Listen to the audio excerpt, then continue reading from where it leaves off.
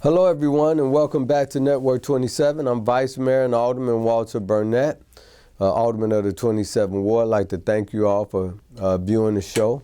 I'd like to thank all of the people who helped me to put the show together. As you all know, that Network 27 is a show that we've been doing for almost too long, so long, over 25 years. And it's a way for us to bring people and organizations to the community to make you all aware of things that's happening in the city and also in the ward. Today, ladies and gentlemen, we have some special guests, and for those of you who don't get to say Happy Thanksgiving to you, Happy Thanksgiving to you. Okay, let's be thankful for everything. My prayers go out to all those folks over in Florida right now. Prayers go out to the people over in the Middle East. Pray for peace and safety for everyone. So we have some guests with us today. These folks came to see me, and they told me about something that you generally don't think about. Yes. So there's an organization called EMMAUS. Mm-hmm. And EMMAUS, from what I understand, is that road that Jesus Christ went down, yes, right? Exactly. And so we have with us, we have Maxwell Schwarz. Maxwell is the Community Outreach and Engagement Advocate for EMMAUS. We have Jim Tidaback. Yes, sir. Tidaback, he's the Director of Development with EMMAUS. And we have Joel Mitchell. Joe is the Executive Director for EMMAUS. So let's start out with you, Joe, who happens to also be part of one of the greatest fraternities in the world, yes. Phi Beta Sigma, you know. Blue. He's one of my fraternity brothers. But he's also a former employee of the city. So why don't you introduce yourself to the audience and tell them about you? Thank you so much, Alderman. Yes, my name is Joel Mitchell. I am the Executive Director of EMMAUS Ministries. EMMAUS has been around for over 34 years. I come to EMMAUS having a very long history in social services and ministry myself, as I've been a licensed minister for over 20 years and pastoring for the past 4 years at Morgan Park Baptist Church. But when I heard about this work that was going on, I first learned of EMMAUS when I was working with the City of Chicago, the Department of Family and Support Services, where I served as a Deputy Commissioner for over 15 years. But it was during that time that I heard about EMMAUS and first learned about the amazing work that they were doing. Unfortunately, I was a little embarrassed because I had never heard of an organization that predominantly served male survivors of sex trafficking and commercial sexual exploitation. And so now I've been working with EMMAUS for the past 4 years and Executive Director for the past 2. And so we are so just grateful in this spirit of Thanksgiving and gratefulness that you would allow us some time to come and share with you all and the community a little bit more about our organization. Thank you, Joe. And Jim, why don't you introduce yourself to the audience and tell us a little bit about yourself. Thank you, Alderman. My name is Jim Tidaback. I said Joe, Jim, yeah. I didn't even catch that. You're slick. Yeah, I caught it. Anyways, I am the Director of Development in EMMAUS. I come from about 20 years of nonprofit work, mostly in the church section. I was a Catholic fundraiser for about 15 of those years.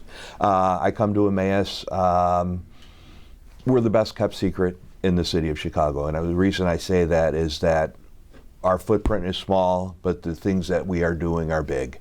So I am very happy to be here. I've only been with the organization for about 4 months.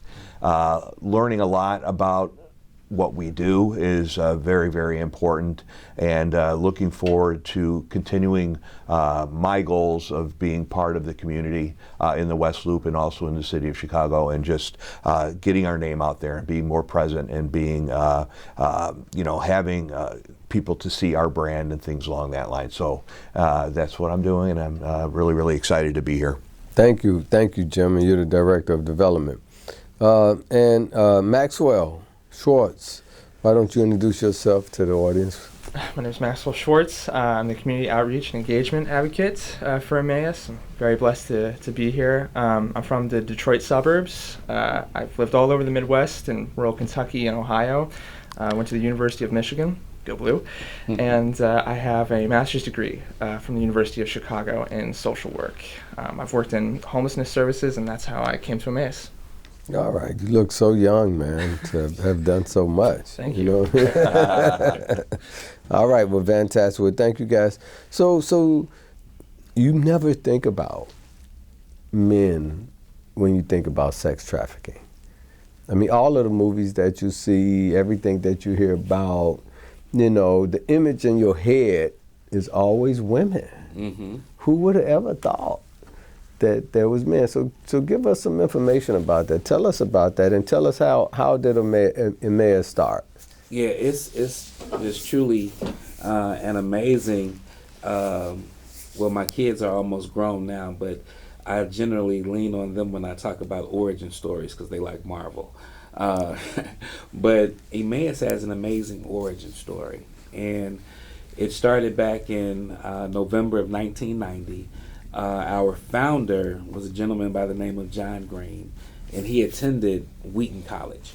And so John, and you know, Wheaton College is a Christian college. Great institution. And so, yes, they were doing just great work, doing outreach, doing ministry, spreading the gospel and all of those things. And so they would oftentimes come to Chicago. And, you know, Chicago had places like Boys Town or other areas where, you know, activity would be taking place, whether it be drug usage or prostitution, things of that nature. But they would go to these different communities to just do outreach and share the word. And so it was a couple of these events where they were going out, and John witnessed that all of his colleagues, his, you know, classmates, when they went, they would go and they would talk to, like you're saying, the women, because they figured the women were caught up in, back then, 30 years ago, they weren't very politically correct. So they would use terms like prostitution or sex, selling sex or things like that. And so they would always go and they would reach out and minister to the women. But John Green, he noticed that when they were going out, there were always men in the same environment, same area, who looked like they may have been involved in some of the same activities. However, no one spoke to them. And so he asked the question. He was like, every week we come out, everyone goes and flocks to the women. No one is talking to the men. Why is that? And they just flat out said, oh, we don't talk to the men. And so being a Christian, you know, he was just pricked in his heart, and he wanted to start having this conversation. He wanted to start learning more about the men's stories and how they came to be in this place. And as a result of learning their stories, learning that many of them weren't out there just because they wanted to be out there or because they were interested in selling sex. They were out there for survival. And he learned that they were oftentimes out there because they were being forced to be there. They were being coerced to be there. And I know that went against every stereotype because, again, like you're saying, we're thinking this image of men, that men are strong, men have agency, men can say no. But when you're dealing with sex trafficking and how it impacted these young men from very early ages, they realized, or he realized, that someone needed to start ministering to them. And being a Christian and thinking about a name for the organization, that's where he came up with EMMAUS. Because to your point, EMMAUS is one of those resurrection stories after Jesus, and you know, I am a preacher, so I can, on the third day, he got up, you know. Amen. So, Amen. Amen. And so, but at any rate, anybody got a plate? We will take it to judge. But at any rate, it was that resurrection story when Jesus walked down the road to Emmaus, and then he walked with these two men, and they actually came into community. And at Emmaus, 30 years later, that's what we're doing. We're walking alongside these men who have been taken advantage of, who have been just in some of the most heinous ways had to endure the sexual abuse, coercion, exploitation for survival. Absolutely.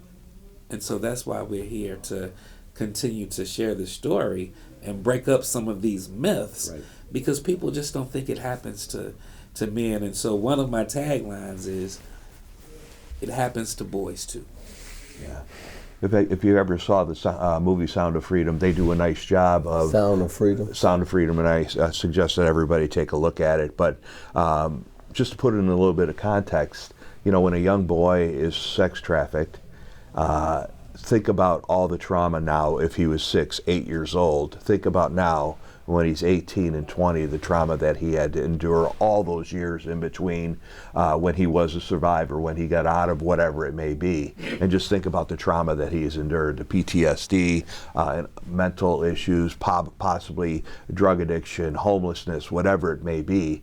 You know, we provide an avenue for those people to come and get their lives back in order. And Maxwell's going to share some wonderful statistics with you, just to talk about what the numbers are nationally in regards to the sex trade and sex trafficking of men, and how big of an issue it is that nobody really knows about. So before you do that, Maxwell, so give us an idea of, you know, how somebody may fall into the trap of being trafficked.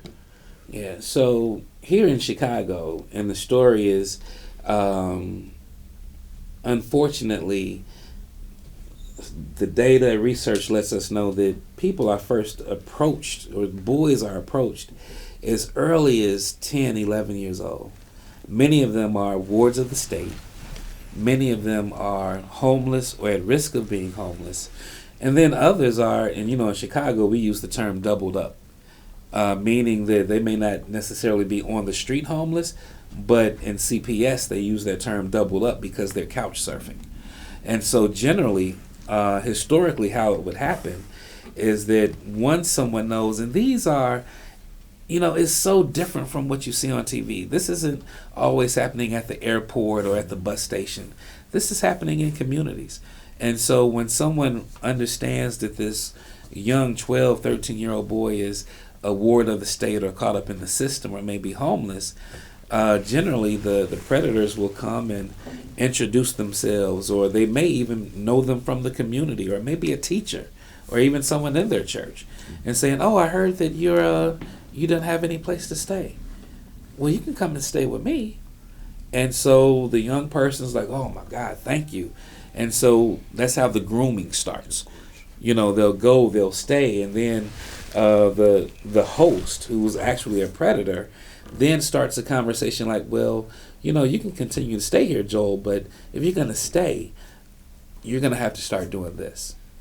Whether it's taking pictures of someone, whether it's actually having a sexual encounter with them. But after that first time, it's like, now I got you. Yeah, of course. And that's where the whole exploitation takes place. Because now if you leave, I'm going to tell. And you don't want your friends to know about this. And so the grooming happens. It starts. Or it's young people, again, south and west sides of Chicago, young people who may not have a lot of money. Because though we have some very high poverty areas in our city. And so then that grooming may take place, or it looks like, you know, I'll see Jim with a nice suit jacket on, or, well, let me keep it real. Jim might be wearing some ones. And, you know, in the neighborhood, you know, those are Air Force Ones, gym shoes. And I may come and say, man, Jim, those are some nice shoes. Where did you get them? And Jim's like, oh, well, I'll show you how to get them. Come and go with me. And so he takes them to where, you know, it's survival. If you want some of this, it's a trade-off. And so again, that's how this grooming takes place. And one of the newest things that's taking place, and it's one of the newer phenomenon, is how gaming and use of the internet is now becoming more and more avenue into this sex trade. Because now when you see these young people gaming, now when I was a kid we had Atari. I had no clue about what's going on with this gaming stuff now, but they're in their basements, they have the headphones on, and as parents, we don't know who they're talking to when they're playing these games. But I have a nephew or a great nephew, he likes that game Roblox or something like that, or, you know, whatever these games are. I would say Dungeons and Dragons, who knows? But they're playing these games, and it's like, okay, if you want to get to the next level, I'll give you some money to get to the next level. You know, I'll put some more money on your card or in your account, but send me a picture first. You know, send me a picture. And the kids are just so enamored with this game and being involved in it. They're not thinking of, like, they're going to use, you know, it to harm them or something nefarious. They're like, I want to get to this next level. So sure, I'll take my shirt off and send you a picture. But then, now that they have it, exploitation takes place.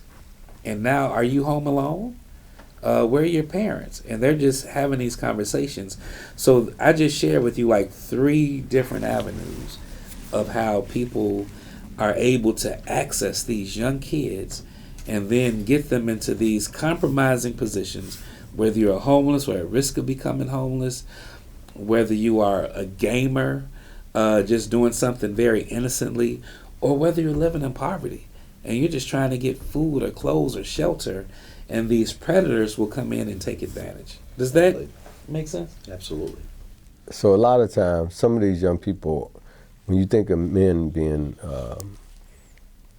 solicited like that, is it necessarily for men with men, or is it for men with women, or all of the above?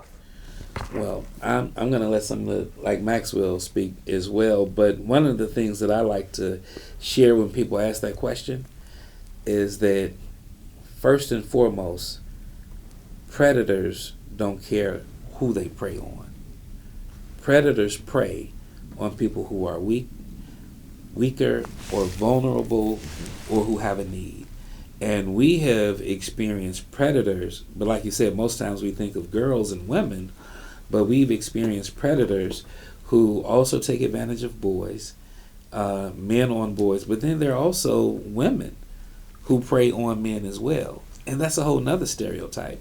You know, if you think about, you know, in our society, in our culture, with this masculinity thing, you know, even society, we think differently about a teacher, a woman, female teacher, molesting a 5th or 6th grader much differently than if it was, you know, the football coach molesting a 5th or 6th grade girl. You know, it's just totally different. But Maxwell, would you like to share any insights? Sure, yeah. What Joel is describing is traffickers prey on vulnerable people, preys on their vulnerabilities, and exploits those vulnerabilities for their own gain. So what is trafficking? I think we should probably get that out in the open. And it's recruitment, harboring, transporting, providing, obtaining, soliciting, or patronizing by means of force, fraud, or coercion for the purposes of a commercial sex act, involuntary servitude, debt bondage, peonage, or slavery. But for minors, it is always trafficking when any of these, they cannot consent to a commercial sex act of any kind. And when it comes to the statistics, men account for 40% of all victims. 23% of all adult victims are men, which means that it's overwhelmingly young boys. And much like what Joel was describing, not all traffickers are men. Some are women, and that may not even necessarily be traffickers per se, but women who are in compromised positions and are compromised by their own traffickers to recruit young boys for the purposes of trafficking. And that is another way that traffickers maintain control, which is by encouraging people who are trafficked, who are in vulnerable positions, to commit crimes so that they can't possibly go to the authorities without incriminating themselves. How do your organization engage with folks, right? Do people come to you on their own? Do you go out and search them out? You know what I'm saying? Do you hear about it and you go find it? Do you work with the authorities to try to bust places up? You know, I guess I got this image of TV in my mind, you know what I'm saying? Tell me, what do you all actually do? What does your organization do to help, and who are you helping? Are you helping the victim? Are you helping the authorities, or all of the above? So I would say well, first of all, due to the nature of this, we are very, and I know it's easy to use the term, victim, but at EMMAUS we try to speak from a position of agency and a strength-based approach. And so we do refer to the people as participants and survivors because they've had to overcome so much. And so we are very survivor-focused. However, we have been known to work with the Cook County Juvenile System or even the Cook County Sheriff's Department because now there's more interventions and they're really understanding, they're not trying to really charge or penalize survivors. And so we will work with them in terms of they'll make referrals to us so that we can provide the support services to them and get them out of harm's way. So that's kind of how we partner. But at EMMAUS, we really take like a three-pronged approach to our outreach. We really call it prevention. And so we're really excited because, and I'll let the team share in as well, because again, one of the things we do is traditional street outreach. And so by Maxwell even having connections with homeless youth shelters and things like that. So there's the traditional getting out in the street, passing out flyers, passing out pamphlets, information to let people know that we are here and we exist. The other thing we do is we do a lot of trainings and we go out to other organizations because there's so many organizations that work with women. We're the only organization in the city of Chicago that primarily focuses with young men and boys. The only one. And one of 5 organizations pretty much nationally. And so we do a lot of trainings and we do a lot of information sharing, so we get a lot of referrals from other organizations. But I'll also let Maxwell talk about the third approach is how we use technology to be able to get the word out so that people will come to our doors. Yes, we use a web service called Freedom Signal, and it's really quite incredible. It's a form of web scraping technology. So lots of survivors will post advertisements selling sex on the internet, and Freedom Signal will go through these web pages and scrub those advertisements using a specific query that I put in.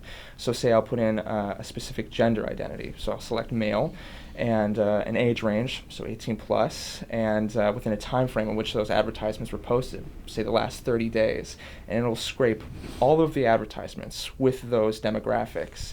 And I will get just the basic identifying information, usually their age, gender identity, and their phone number. And with that, I'm able to send out a text message in bulk to all of these numbers that have posted advertisements, just saying who we are and what we offer. And these people who have posted advertisements have the agency to reach back out to us to say, I'm interested in learning more, or please don't contact me again. And we've had a lot of fantastic success in getting new clients in that way, and going to people where they're at, in the situation that they're at without disrupting their lives and giving them the agency to come to us. And because one of the things we found out is when we do the traditional ways of doing outreach, sometimes we don't even know the predator or their abuser could be right next to them. And so there have been instances when we go out and we're passing out flyers, and I might be trying to pass out a flyer to Jim, but Maxwell could be his abuser. And so I give this paper to Jim, and so Maxwell's like, what is that? Oh, we don't need that, and we'll take it away. But if we can send Jim a text message, then he has, to Maxwell's point, the autonomy to say, oh man, this is some good information. I can't call now, but let me hold it. And so I think within the past year, Maxwell has sent out, some of the stats was like over 600. Actually, over 900. Over 900 email campaigns, text messages. Wow. And as a result of that, we've engaged with upwards to, I think, we've done a lot of engagement, but even up to like 15, 20 potential clients from that method. And so again, we're out here, but we're just scratching the surface, because when you think about it, some of the research, whether it's homeless youth, whether it's couch surfers, whether it's people who are involved in DCFS, wards of the state, the research that we have been able to gather lets us know that we're really just scratching the surface. There's 3,000 to 5,000, people who are here in the city of Chicago who could use our help. But let me share this, Alderman. Not only is it a challenge that people don't know, the other challenge is we have to convince people, we have to educate people to let them know that this is an issue. Yes, you do. You know, there are so many stereotypes. Yes. Because women now, and it used to be that with domestic violence, like women weren't believed. And so now... Men aren't believed. People don't know that men get abused too. Exactly. I was in a meeting. By men and women. Yes. And so it's like now a lot Sometimes my wife abused me. I'm just kidding. Pray for you. We're praying for you.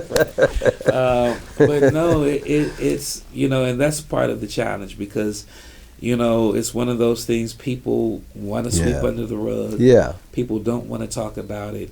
And then all of the myths and the stereotypes, one being that, oh, you're a man, you have agency.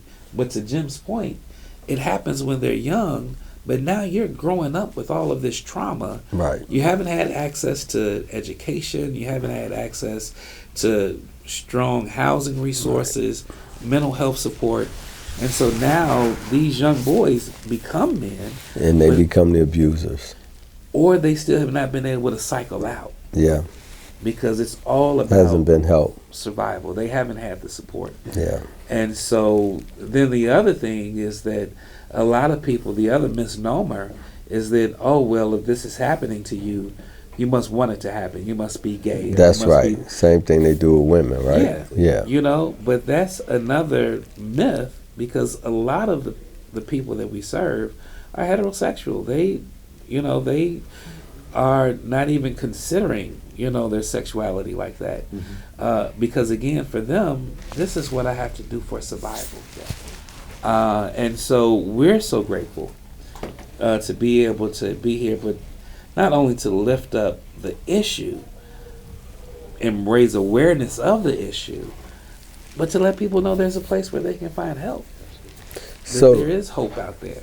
So why don't you tell us, Jim, when people come to your organization or when you find folks that need your organization, so how do you evaluate them? How do you know what they need exactly? You know what I'm saying? Because it sounds like you're talking about some social service, some psychological service. Is there any other kind of what are all the services that you offer now? Sure. I just want to say one thing about EMMAUS and the problem that is here in the United States. We are one of 5 organizations in the United States that provide services to these males. So if we put that in a context where people could understand, so 40% of all trafficking in the United States are males, but there's less than 2% of services being provided to those people. Wow, 40%? Yeah, so 40%. Jeez. Now, when we have a client come to the center, and I'll have Maxwell take you through all the steps that happen and what the main goal is and how long it takes to get there. Yeah, EMMAUS really prides ourselves on privacy. I mean, our clients and participants have been through tremendous trauma, so it's really important to protect their autonomy and their privacy, and that's why, I mean, all of our services happen in our drop-in center, which is safe house style. We don't advertise our logo on the door. We don't even really tell people where it's at. In order to come into the drop-in center, you have to go through a screening, which it's a specialized screening to not only make sure that you are a part of our target demographic, that you have experienced trafficking, but also that you are not actively trafficking other people, because that presents a danger to our current clients. People, right. And then once it has been determined that you are indeed part of our target demographic and you're not actively trafficking people, we bring you in and we do a further assessment, get to know you a little bit, try to understand where you came from and what you need. We want our clients to voice what their needs are. We don't want to decide for anybody. And so that may look like job readiness services. It may look like they need help with housing, or they need help getting on benefits, or maybe they just need somebody to talk to. And that's also great because we offer informal counseling. Our drop-in center has a place where guys can come in and take showers, do their laundry, get groceries, or you can just hang out because we are a safe space for these men. So like I know with some of the women, we have places where they can go, and they have shelters for battered women, right? I used to have one in the ward over on Grand Avenue, and it's places where women can go where their abuser would never know where they are. Mm-hmm. You know what I'm saying? Because that's always a challenge for their abusers to try to follow them, or a trafficker try to follow them and try to get them back. Are there places for men to go like that? So that's the biggest challenge that we have. Here in the city of Chicago, there are no designated shelter services for men who have been impacted by sex trafficking, commercial sexual exploitation. Now, like I stated, I've worked for DFSS for about 15 years, and that's a shout out to DFSS if anybody is listening, because you helped us build some shelters over there on Chicago Avenue, the work with Salvation Army.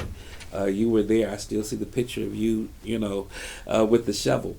And so I just appreciate, my partners, because again, they're still partners of ours at DFSS. And so we can have access to all of the city-funded shelters, and there are some for families.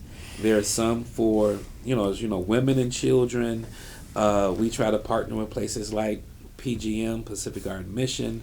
But when it comes to specifically having resources and shelters for men who are escaping the sex trade, we don't have any of those specific services. But we do work with other partners like All Chicago, who have the Rapid Rehousing Program. And through that, we were able to house, I think, about 23 males into giving them their own apartment. That's great. And so that is the future, because when EMMAUS was started 30 years ago, they did have housing resources. But since we've moved around, and now this space that we have in Fulton Market in your ward, we don't have space for that. But that's another reason why Jim is sitting next to me, because we want to start exploring avenues where we can be the first safe house in the city of Chicago. That's what they call safe houses. Yeah, for boys. And to your point, we had a client, a survivor, come to the drop-in center. And this is how people use technology. Now, I'm excited because I can use that Find My Phone feature on the iPhone to track down my kids. But we were actually in the drop-in center, and we were standing with the survivor and looking out of the window, and his trafficker was using that Find My Phone feature to try to find him. But since our location is undisclosed, we sat in the window and we saw him just circling the block looking for him. Wow. I mean, and so he was like, that's him right there in that red car. And so, but that's how real, this situation is. And so that's why, again, at our location is in your ward, our front-facing office is right there on the corner of Washington and Morgan. We bud right next to Haymarket Center. That's where. Are you right next to Haymarket? Yep, they're on Sangamon. We're on Morgan, like kitty corner from the old Wishbone.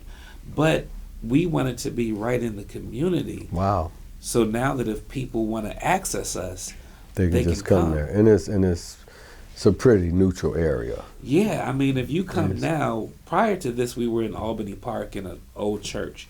It wasn't a nice church. It was one of those old church basements. But not only was it hard for them to get to, the community was not very welcoming of them. But now that we're in this kind of just metropolis, if you will, of being in Fulton Market now, you have UIC, you have McDonald's, you have these restaurants, you have we have the blue line, the green line. It's easy to get to, and not only is it easier for them to get to, no one would be able to pick anyone out of a crowd to say that they're going to see someone at EMMAUS. And so, again, and that's a part of the challenge, because we have to protect, their identity. We want to keep them safe. but then at the same time, we're trying to sound the alarm to say, hey, this is an issue. Yeah. And I want to also, while I'm here, before we got on camera, I am the first African American executive director of EMMAUS in its 34-year history. And we have a lot of partners, a lot of churches, but we have not done a good job of informing our community about how much this is impacting our people on the south and west sides of Chicago. Because this, over 50% of the people we serve are African American. And so we're trying to get the word out to our churches, to our schools, to our pastors, to our park districts, because again, predators come where there are vulnerable people. Vulnerable people are in places where there are pockets of extreme poverty. And so that's why it's so important for us to be here, to sound the alarm, but also to let people know there is a place where they can come for help. So how many people are in your organization or work for your organization? So right now we have about 8 staff, so we're growing. Okay. We doubled our staff in the past 2 years. So there's myself, Jim, and Maxwell. We have 3 case managers, and we also have our program director, who kind of provides oversight for the drop-in center, and we have our impact manager, and she's kind of like our quality assurance person, who helps manage our grants to ensure that every dollar we get in is being accounted for, and that all of our reporting is being done appropriately according to grant management. So that was my next question. How are you funded? Yes, and so EMMAUS historically has been funded through private donors. But again, over the past few years, we've seen those donors, because a lot of our donors were older donors, and they've been supporting EMMAUS for the past 30 years. And so many of them now, at once they were in thriving occupations and business owners and entrepreneurs, but many of them now have retired. And so they're on fixed incomes. And so we really are trying to expand our reach so that we can let more people know. We believe that if people really understood about this situation, they would be more willing to support. Yeah. But in addition to that, the other half of our funding, we've been so fortunate. We have a grant that we partner with for Salvation Army from DFSS to do outreach. We're partnering with All Chicago to run that rapid rehousing program. We also partner with the Department of Justice, and we have our first federal grant that has been supporting our organization. But we know that we continue to just need the support of our community so that we can continue to do the work that we're doing. Because again, it's a challenge. Sure. You know, awareness is such a big deal for us, because we are poised and ready to blow the roof off of it, but we just need the awareness to be there. So that is why we're getting involved with the West Loop Community Organization. That's why we joined the Chamber. That's why we're having this Christmas open house, and we've partnered with another nonprofit and having a coat drive. So, awareness is such a big part of what's going to happen to EMMAUS in our future. And to Joel's point, if we look at who our donor base is, and we have a very, very nice and robust donor base, but most of them are baby boomers. So they're either moving away or passing away. So we have to engage the younger folks in our communities to actually let them know what EMMAUS is all about and to get them engaged. And then after we get them engaged, we can get them to the next step where they can become donors and long-term donors. And we're also looking, at our older generation for their legacy gifts, which will help us in perpetuity moving forward, but also leaves a legacy for their family too. So there's a lot of different avenues that we're taking. We have a lot of irons in the fire, but we're trying to get that low-hanging fruit, but we're also looking forward to the future to see how we could sustain, continue to grow, and you know, our goal obviously is to get those housing, get that safe house, and that would be something else.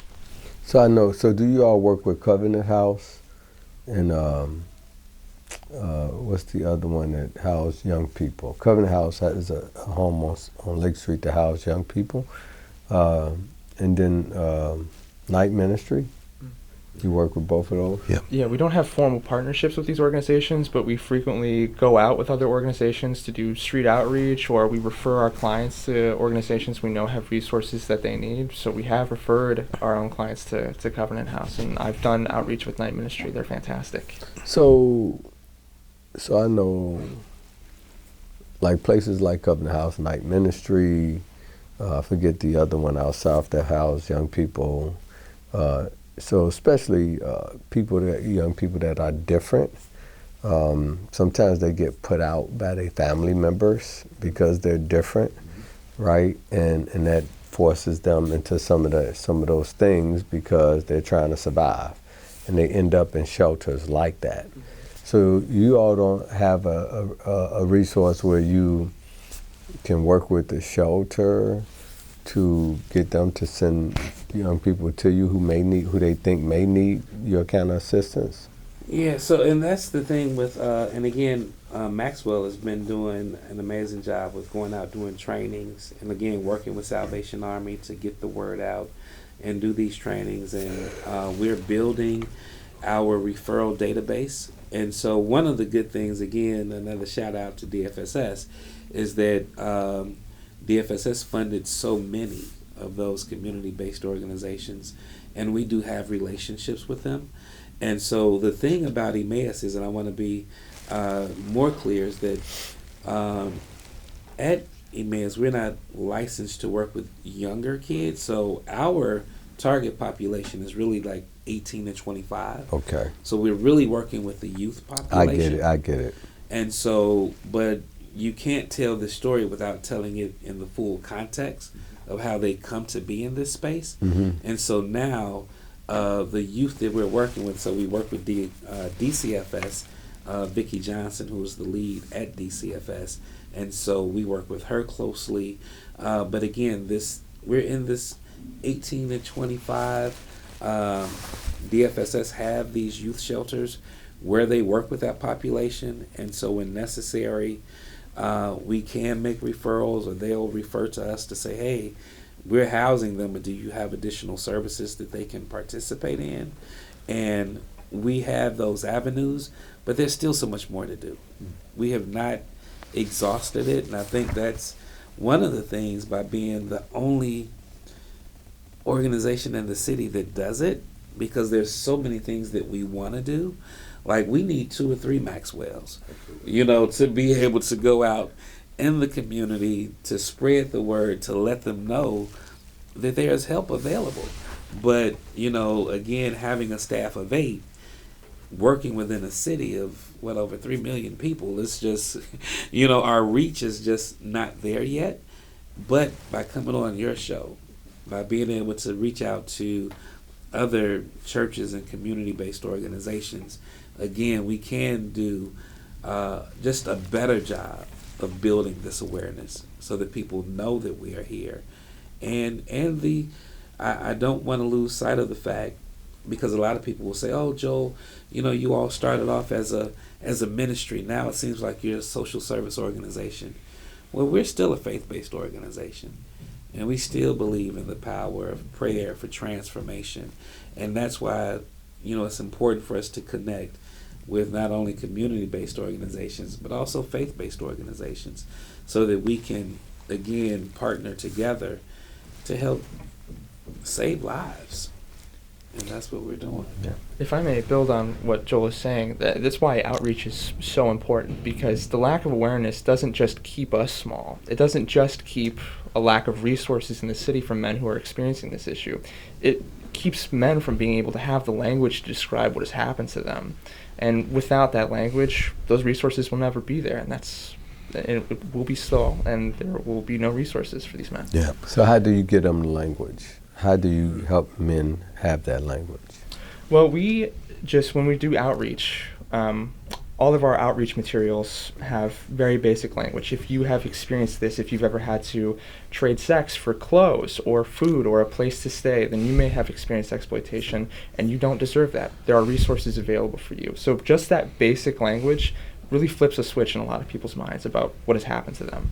Because for men, I mean, a lot of them are unwilling to come forward, whether it's feelings of shame or not wanting to be seen as gay because there is still, unfortunately, a stigma around that sort of thing, or because of gender-based stereotypes, they want to see themselves as having a sense of agency.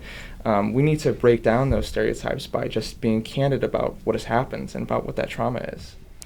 And the more that we get out there and the awareness grows, and we've seen it already in the last 3 or 4 months, our traffic to our website has increased by 400% since we have really focused on our outreach. And as our outreach grows and the awareness grows, we're going to have more clients. So in order for us to take care of those clients, we're going to have to continue to grow, and that's all on Joe's shoulders right there. So do you all deal with young men coming from prison?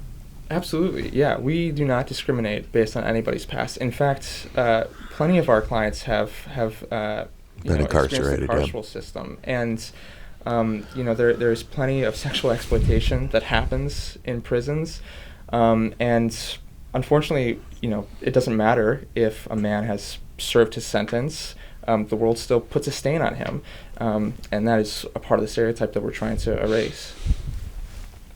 Fantastic. So tell me this, how do people volunteer with you guys? Yeah, absolutely. And how do they do that? And what would they be doing?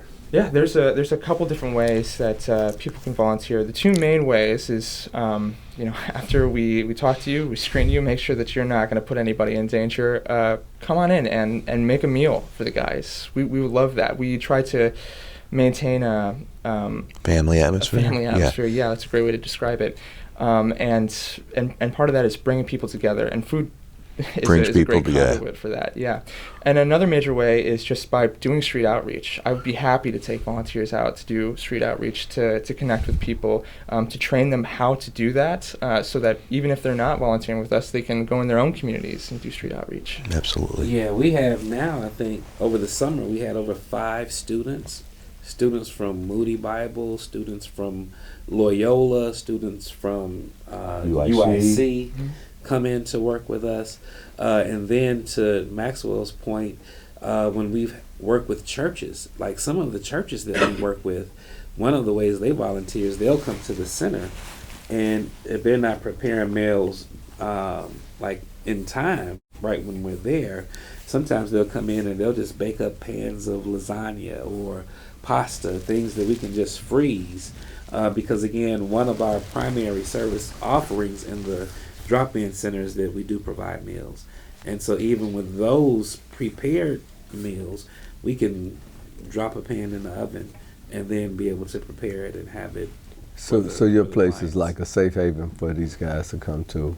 Yes. Yeah. Absolutely. So they just come there and they get evaluated by you, but you feed them also. Yeah. One of the stories, and I know we're getting short for time, outside of the clinical things, we had one young man come in and he said, Joel, he said, I have a place to stay, I have a job, but my abusers were my family members.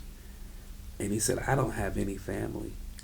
And so I heard about you all at my church, and I just wanted to come someplace where I could be safe and even have some friends. Wow.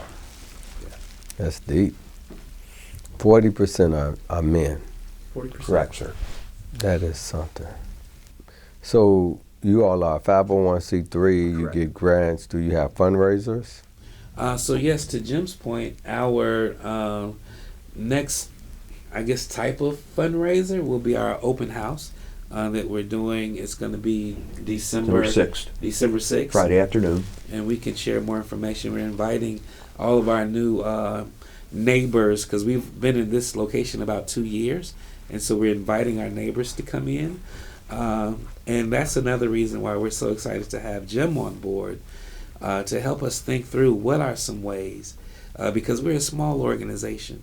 And so we want to be good stewards over every dollar. And so we're not just trying to have a gala just to have it. We want to make sure that it's purposeful, that it's meaningful, and that the funding that we do receive can go directly into programming, and that we're not being wasteful. And so we're trying to be very thoughtful about that process. And so we are open to doing it.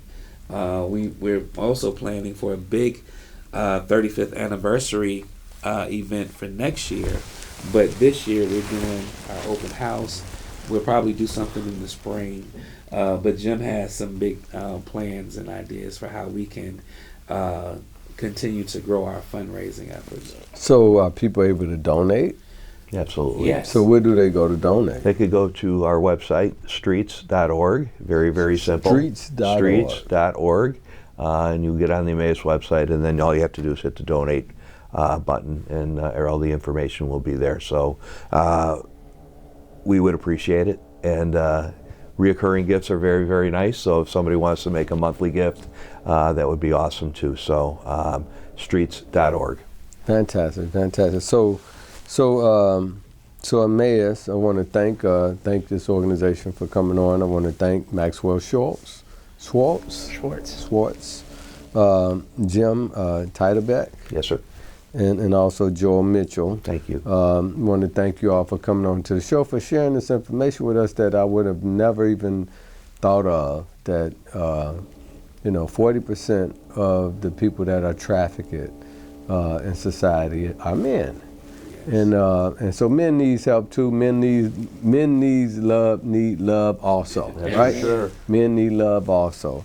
So we appreciate you all, folks. Again, if folks want to volunteer, want to donate, or just want to find out more information so they can share with a loved one that they may have. Yes. Everyone probably have someone who has gone through this, right? And they probably need to figure out a way of how to talk to them. Mm-hmm. You understand what I'm saying? Because it's challenging to talk to. Sometimes it's hard for men to talk to men sometimes, and it's hard for folks to talk to men sometimes because men are so proud, right? Mm-hmm. So how could they contact you again? So yes, you can contact us by visiting our website, and again, that is www.streets.org. That's streets.org.